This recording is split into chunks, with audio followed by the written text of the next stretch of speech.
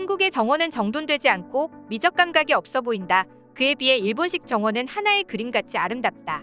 일본이 한국의 정원을 두고 흔히 하는 말입니다. 그런데 이게 정말일까요? 한국의 정원은 인위성을 최대한 배제하고 자연과 하나가 되는 무의자연을 추구했기 때문에 화려하진 않아도 찬찬히 볼수록 은근한 매력을 느낄 수 있죠.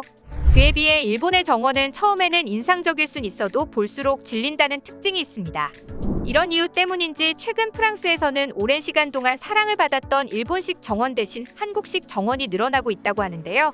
전 세계적으로 한류가 불고 있지만 한국의 정원까지 한류의 흐름을 타고 있다니 굉장히 흥미롭습니다.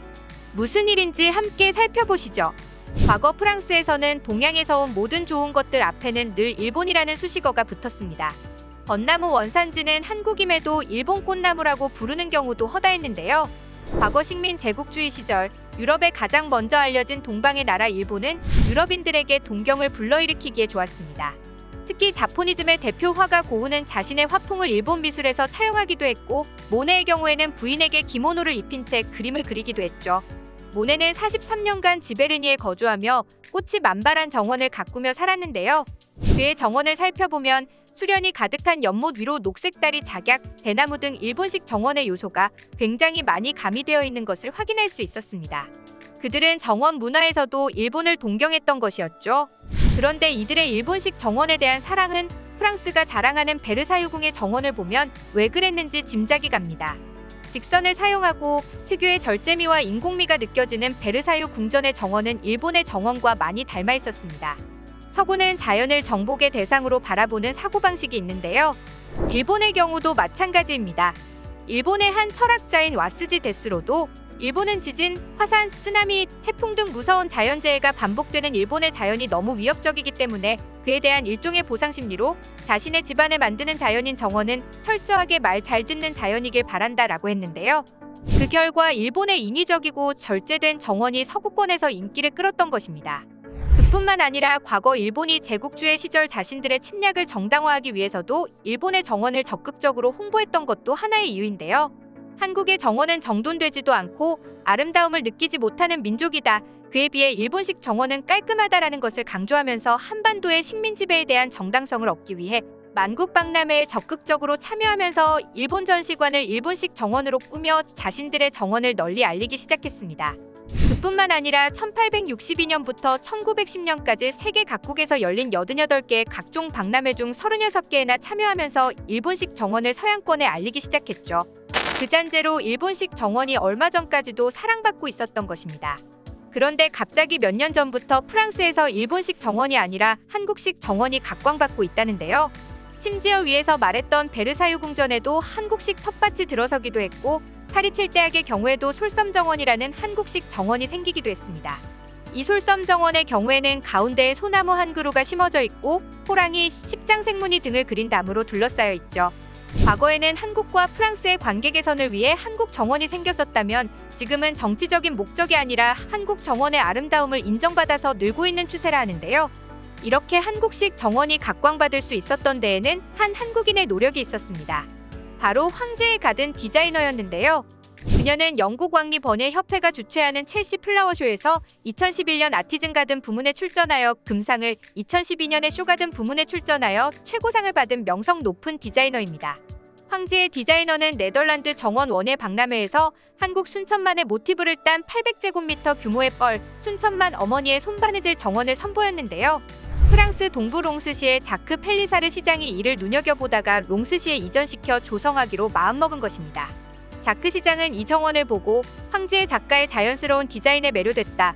어머니의 손바느질은 한국적 미를 담고 있으면서도 현대적인 컨셉트의 정원이다라며 극찬했는데요. 어머니의 손바느질에 비유한 흰색의 둥그스름한 조형물뿐만 아니라 쌀이나무, 으름덩굴 등 한국 자생식물에 좋아하는 프랑스인들의 마음을 사로잡기에 충분했습니다. 너무 전통적이지도 않으면서도 현대적이지도 않은 한국 정원의 모습은 아기자기한 풍경의 롱스시와 너무 잘 어울렸는데요. 이곳 주민들은 이 정원에만 오면 마음이 편해지는 것 같다며 점점 한국식 정원에도 관심을 가진다고 합니다. 그런가 하면 예전부터 한국의 정원의 가치를 일찌감치 알아보고 사랑한 외국 디자이너도 있는데요. 바로 호주의 정원 디자이너 질 매튜스 씨입니다. 그녀는 중국이나 일본의 정원에 비해 한국의 정원에 대해서는 서양인의 시각으로 저술된 영문서적이 없어 한국 정원의 가치가 세계적으로 알려지기 어려웠던 현실에 안타까움을 갖고 있었다며 한국 정원을 주제로 한 코리안 가든즈를 출간하기도 했습니다. 정원 디자이너답게 일본, 중국, 유럽 등 세계 각지의 수많은 정원을 둘러봤다는 그녀는 한국 정원만의 독특한 매력에 대해 얘기했는데요. 한국 정원의 특징은 오래될수록 자연과 적극적으로 조화를 추구한다는 것입니다. 그렇기에 사색이나 명상하기 좋은 독립적인 공간이라는 것인데요. 그뿐만 아니라 일본과 중국, 서양의 정원의 비교를 통해 한국식 정원만의 매력을 알리고 있었습니다.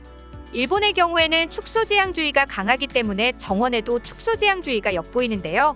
일본의 정원의 연못은 자연의 호수를 축소시킨 것입니다. 이와 비슷하게 분재도 거대한 거목을 축소시켜 정원을 꾸민 것이죠.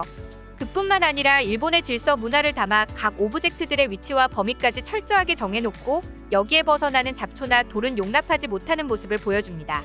마치 일본이 원하는 인간 군상과 조금이라도 엇나가는 사람을 철저히 배제하는 일본 사회와 매우 닮아있는 모습이죠.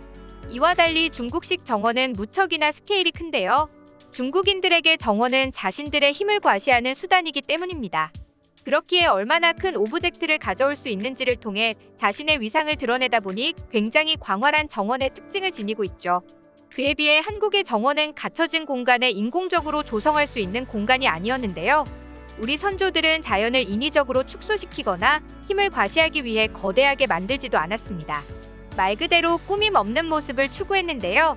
자연을 좁은 공간으로 가져오기보다는 오히려 인간이 자연 속으로 들어가는 느낌입니다. 그래서 한국의 정원은 담양의 소세원이나 보길도의 부용동 정원처럼 마을에서 숲으로 이어지는 느낌인데요. 그냥 이미 존재하는 멋진 산과 강에 암자나 쉼터를 만들고 정원이라는 이름을 붙여주는 것처럼 인공의 손길은 최소한으로 하면서 풍경과 조화를 이루려 노력했죠. 이런 특징은 우리나라 궁원의 대표격인 창덕궁 후원에서도 잘 보이는데요. 창덕궁 후원은 10만여 평의 정원이 온통 산지와 구릉으로 되어 있고 그 중에서도 인공적으로 꾸며진 정사는 40여 동에 걸쳐 1천여 평에 불과하다고 합니다. 즉, 정사가 점유하는 공간은 1%밖에 되지 않는다는 것이죠. 이렇게 한국의 정원은 소박함과 자연스러움이 미덕이어서 인간의 손길이 최소한으로 이루어집니다.